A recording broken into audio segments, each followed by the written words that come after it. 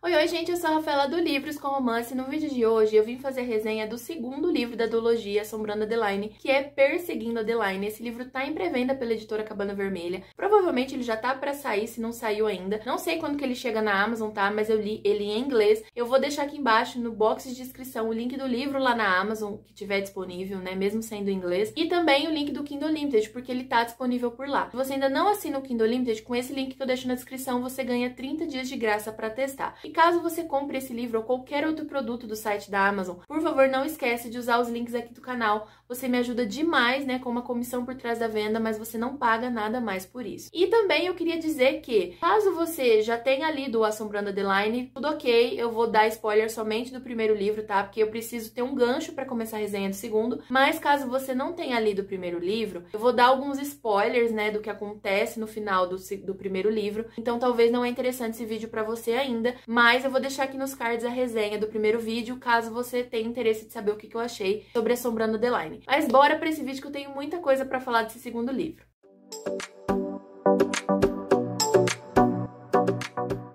Bom, vamos lá então, né? Todo mundo que já leu o primeiro livro sabe que o Zade é um hacker famosíssimo, que na verdade não é muito famoso assim às claras, né? É tudo na surdina. Ele tem uma empresa que se chama Z e tem pessoas espalhadas pelo mundo todo pra trabalhar com ele, pra resgatar mulheres e crianças, né, do tráfico humano. E a Ed é uma escritora, ele conhece ela numa sessão de autógrafos, ele fica obcecado por ela, ele persegue ela de várias formas no primeiro livro, até que ela acaba ficando junto com ele ali. É um relacionamento obviamente muito imoral e tudo mais, mas eles ficam juntos. E no final do primeiro livro, o que tá acontecendo? A Ed, ela tava em segurança, né? Ele colocou várias pessoas pra cuidar da mansão, porque ela tava correndo riscos, e eu não vou ficar dando muitos detalhes, né? Porque quem não leu talvez, enfim, é menos spoiler pra vocês, mas ela tava correndo perigo, e no final ela é capturada. E o Zade, ele também sofre uma armadilha num resgate que ele tava participando, né? Numa missão. Só que a gente começa então esse segundo livro com ela acordando em um hospital, ela sem fazer ideia nenhuma de onde ela tá, quem pegou ela. E o Zade acorda também num hospital e descobrindo que ele conseguiu, né, se livrar da situação, da armadilha que ele se enfiou. O amigo dele, inclusive, o assistente, ajudou ele e tudo mais. Só que ele descobre que a Ed foi capturada. E qual que é o desespero maior dele, gente? O homem fica puto, fica desesperado, ele fica assim no limite do limite. Ele...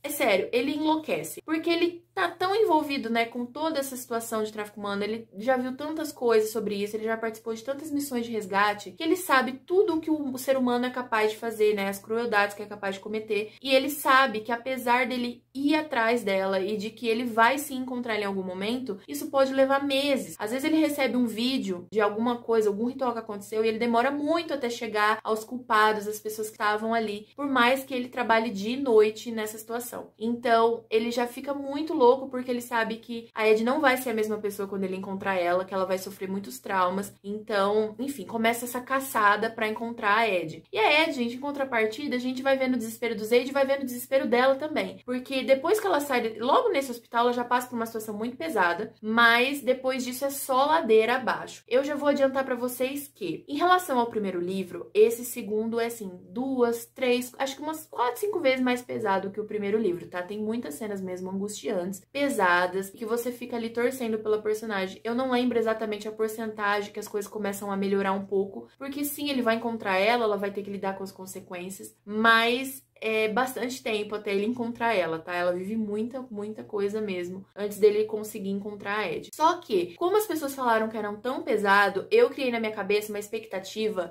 muito alta, porque eu acho que o desconhecido é amedrontador. Então, quando a gente não sabe exatamente o que vai acontecer, a gente imagina coisas mirabolantes, enfim. E eu de fato não sabia o que esperar. Eu imaginava que ia ser muito pesado, mas eu não sabia o que esperar. Eu comprovei que é muito pesado, mas ainda assim não superou o que eu tava imaginando na minha cabeça louca aqui que poderia acontecer. Então eu já adianto que não vai porque não superou a minha expectativa de pesado. O livro não é pesado, porque como eu falei, ele é bem mais pesado do que o primeiro livro, tá? Ele tem muitas cenas, assim, de chorar, de emocionar, de arrepiar, de deixar o coração na boca.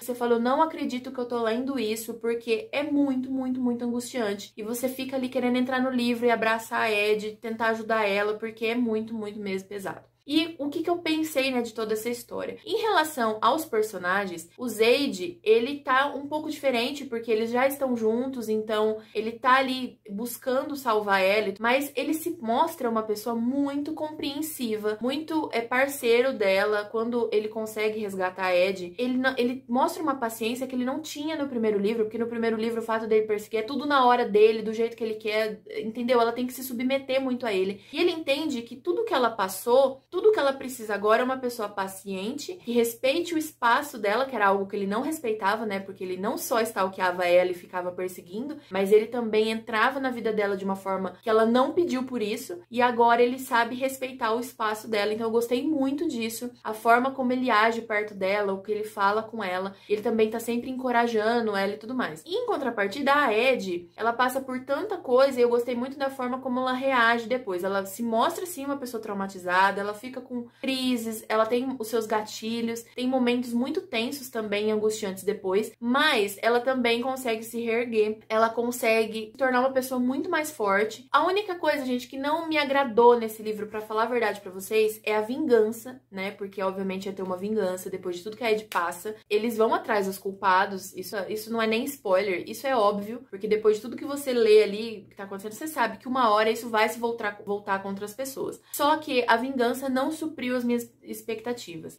Eu imaginei que poderia acontecer esse tipo de coisa, porque tem uma cena ali muito específica e a vingança tem muito relação com uma cena específica, mas eu achava que deveriam sofrer mais, deveriam ficar mais tempo ali sofrendo, porque o Zaid tem uma reputação, né, de deixar a pessoa sofrendo por dias e dias a fio. Então eu esperava uma cena mais prolongada, sabe? De ver a vingança acontecendo. Sim, eu sou uma pessoa cruel, desse lado cruel, porque, gente, eu li crueldade do início ao fim que fizeram com a menina. Aí depois, chega no final, eu queria ver eles fazendo com os outros, entendeu? Porque eu queria ver essa coisa, assim, essa justiça sendo feita. Então, eu esperava mais disso, eu não vou negar pra vocês. Mas eu gostei muito do livro. Como eu disse, esse livro, por ter partes muito pesadas, né, também, tem menos cenas hot, eu acho. Eu não sei, se for parar pra pensar, eu acho que às vezes nem tanto. Às vezes, se bobear, tem até mais. É que eu não lembro tanto, né, em relação a isso. Quantas cenas tem no primeiro, quantas cenas tem no segundo. Mas tem algumas cenas bem marcantes hot entre eles nesse segundo livro também. Mais, assim, do meio pro final do livro. Eu gostei muito. O casal tem muita química mesmo. E aqui, gente, a gente encontra a Cib de novo, que é uma protagonista lá do Purkel, né, do 0.5, que caso você não leu,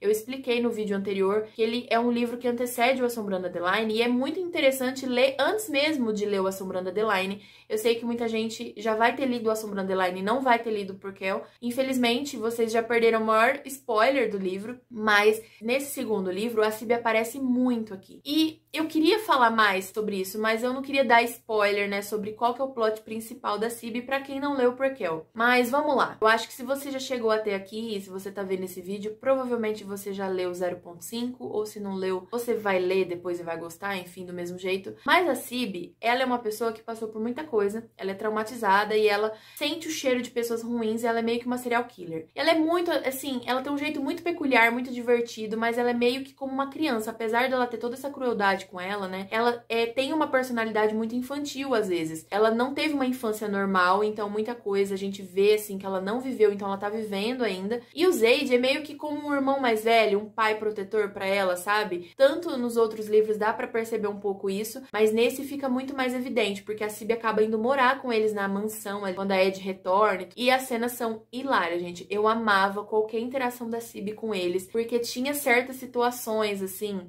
que relacionado ao plot dela, né, do outro livro, que quem leu vai saber o que é, assim, o que aconteceu com a Cib, o que ela tem ali de problema. Gente, é maravilhoso, sério, é maravilhoso essas partes com a Cib. Então, eu queria muito ver mais ainda dessa dinâmica, embora tem bastante nesse segundo livro, eu gostei muito, eu queria muito, porque ele dava uma leveza, assim, pro livro. Ao mesmo tempo que eles estavam fazendo coisas horríveis, eu achava graça, porque a forma como ela age, como eles reagem a ela, sabe? Até a Ed pega muito, assim, de proteger ela, de pegar meio que como uma amiga, assim. Sério, eu gostei demais. Esse segundo livro também foi super 5 estrelas pra mim. Gente, agora relacionando, assim, todos os livros dessa série, né? Eu não sei se eu releria, não é o tipo de livro que talvez eu releria, porque apesar dele ser dark, eu ter gostado muito, eu ter amado os personagens, eu ter amado o casal, até mesmo os personagens secundários, eu não falei muito no primeiro vídeo sobre isso, mas vou citar aqui, eles também agregam muito pra história, eles têm personalidade, sabe? Você consegue enxergar esses personagens muito bem também, mas eu não releria leria porque eu acho que é tão pesado e, sei lá, sabe? Enfim, eu sinto que é uma história que eu já matei minha curiosidade e que talvez eu não vou ter vontade de reler, a não ser as partes favoritas. Então eu marquei vários quotes favoritos, eu com certeza um dia vou reler esses quotes, mas no geral, assim, não é um livro que eu tenho vontade de reler. Mas se você não leu ainda e gosta de romance dark e não tem problemas com esses gatilhos, leiam os avisos de gatilhos, inclusive, não deixem de ler esses livros porque eu tenho certeza que vocês vão gostar muito. E é isso, eu espero que você tenha gostado desse vídeo. Me conta aqui embaixo nos comentários se você já leu, né, esse segundo livro de Assombrando Underline, que é o Perseguindo Underline. Se você ainda tá ansioso pra ler, tá esperando aí a pré-venda. Eu espero que vocês tenham gostado do vídeo. Beijos, até a próxima e tchau, tchau!